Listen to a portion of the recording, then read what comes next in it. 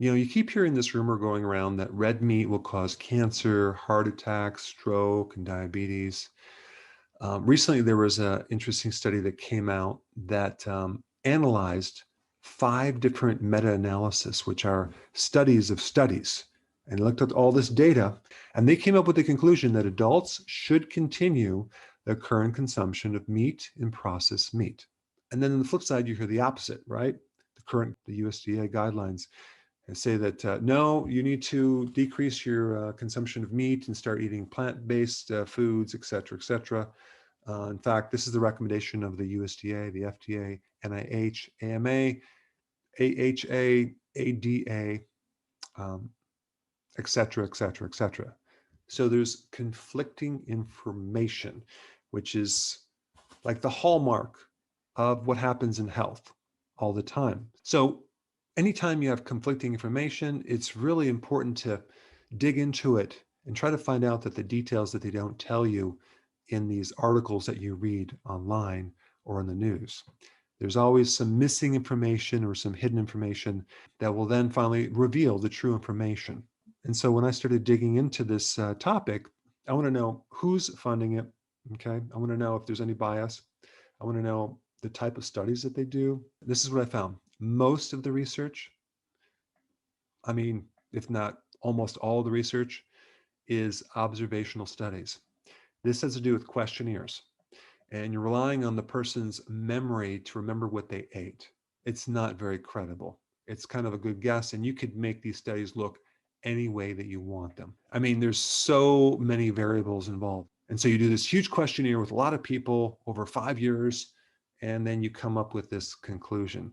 And so out of all the studies, the observational studies are the lowest credibility on the totem pole. There is absolutely no randomized controlled trials examining eating beef in disease. And I'm talking about processed beef and definitely grass-fed beef.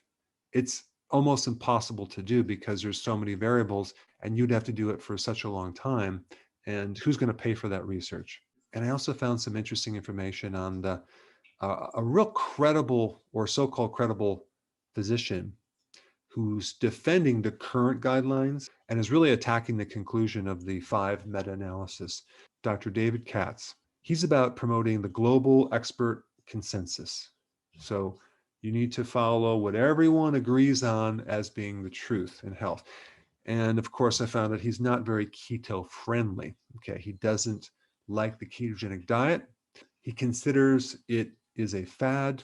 And also I found out he's one of the annual judges for the yearly ranking of diets by the US News and World Report, which is basically a news site camouflaged as a very credible source of diet information. And he's also the president of True Health Initiative, which is more plant-based, which we know doesn't necessarily have to do with plants. It could be grains, right? And I also found out that the company Hershey's, as in Hershey's chocolate, paid him $331,000 for some research. I also found Quaker Oats paid him $633,000 for some research. Big Sugar hired him as an expert witness. And of course, he ends up saying things like, quitting sugar is not the answer. And so the question is this credible, right? And so it's really important when you actually hear some of these claims, you have to look at both sides, find out if there's any vested interest, find out the quality of the studies.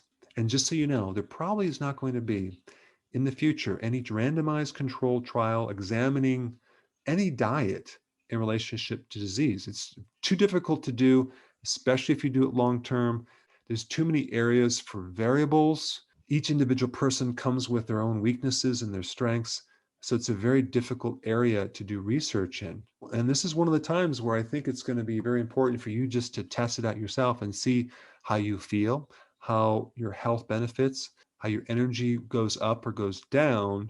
So then you personally will have the firsthand knowledge of seeing if something works or not. And I will say this, healthy keto and intermittent fasting is the way to go. And if you're new to my channel, I put a link down below of a new plan that you can do that can greatly benefit you and there's no cost. So just download it and get started immediately. Now, is there any way to tell if you potentially could have a blood clot? In this video, I'm going to discuss the 7 different indicators that you possibly may have a blood clot. Now, just because you have any of these symptoms doesn't mean you have one, but it's just good to understand how to read your body and understand what these symptoms could be related to. Now, the symptoms are directly dependent on where the blood clots are.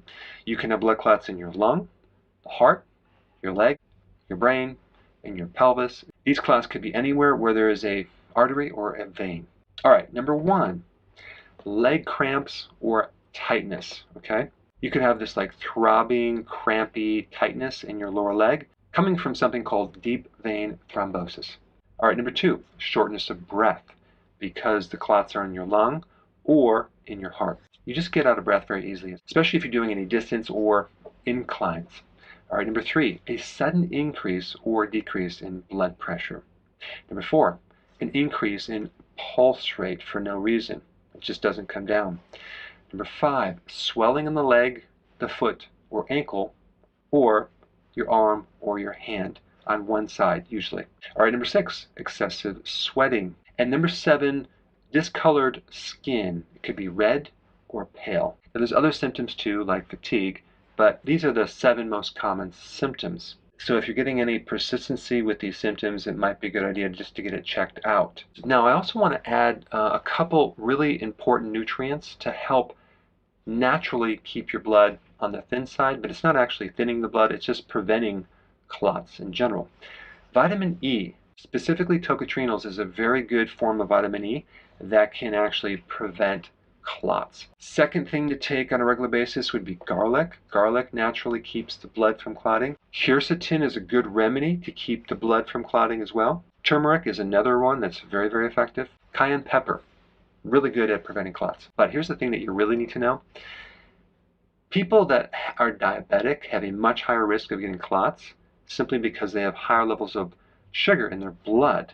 So people that have insulin resistance, people that are pre-diabetic, people that are consuming a lot of sugar or doing a high-carb diet are at a much higher risk of getting clots. So if you're concerned about that, definitely get on the keto and intermittent fasting plan.